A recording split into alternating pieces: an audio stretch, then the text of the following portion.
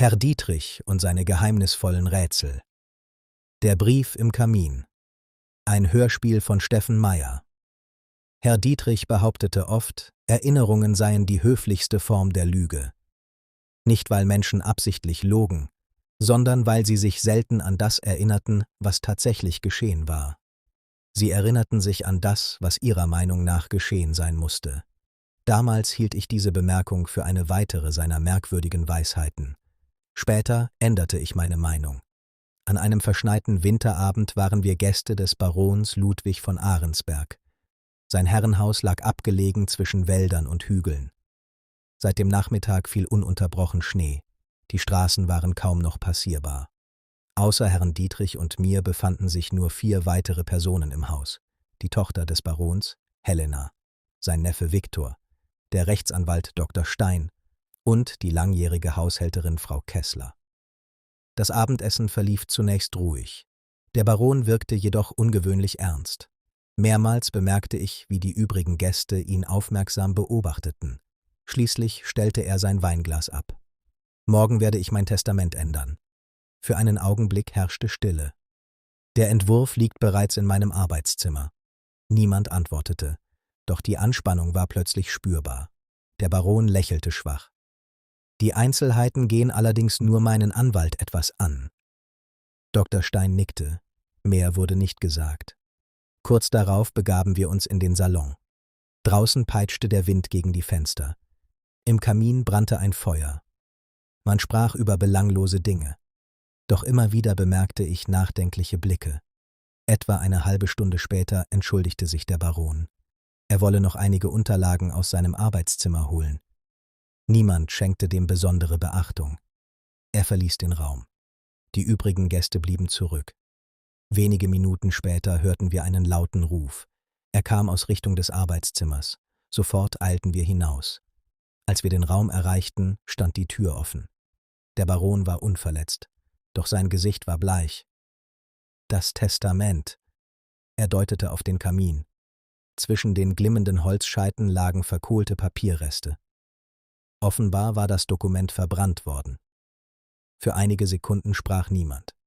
Dann sagte Helena: »Ich habe Viktor hier herauskommen sehen.« Der Neffe fuhr herum. »Was?« »Ich ebenfalls«, erklärte Frau Kessler. »Und ich«, sagte Dr. Stein. Nun blickten alle auf Viktor. Sein Gesicht wurde rot. »Das ist Unsinn.« Der Baron schwieg. Doch sein Blick verriet Enttäuschung.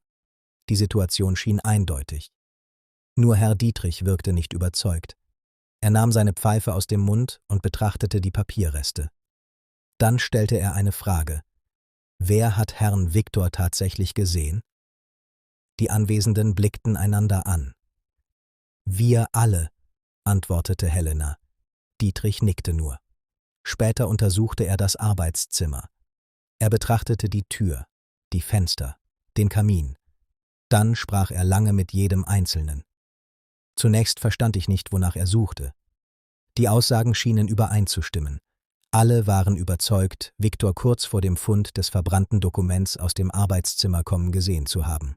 Je häufiger ich die Geschichte hörte, desto eindeutiger erschien sie.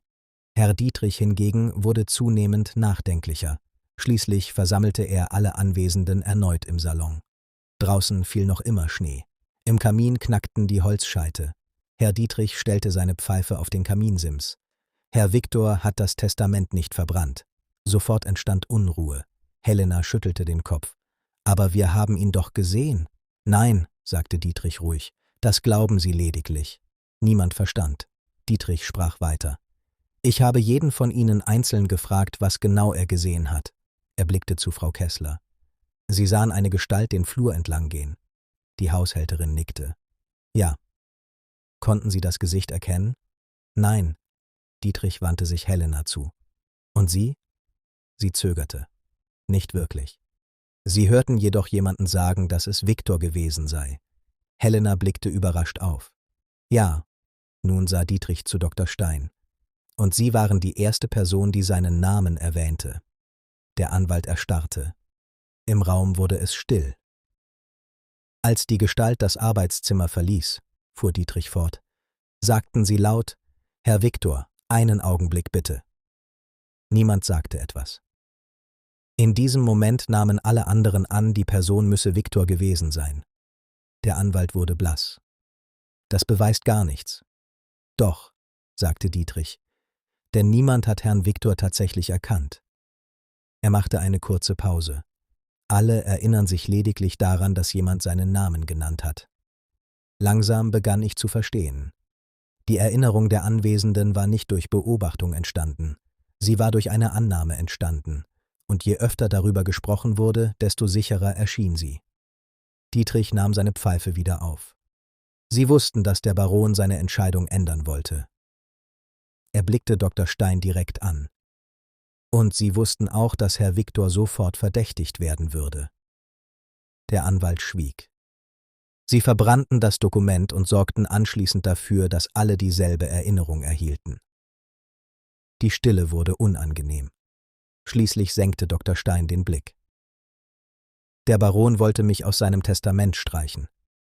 Seine Stimme war kaum hörbar. Nach allem, was ich für ihn getan habe.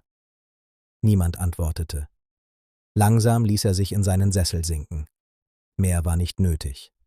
Das Geständnis war eindeutig. Später verließen Herr Dietrich und ich das Herrenhaus. Der Schneefall hatte nachgelassen. Über den Feldern lag bleiches Mondlicht. Während wir den verschneiten Weg hinabgingen, fragte ich ihn, weshalb er den Zeugenaussagen so wenig vertraut habe. Er lächelte. Weil Erinnerungen ansteckend sind. Ansteckend?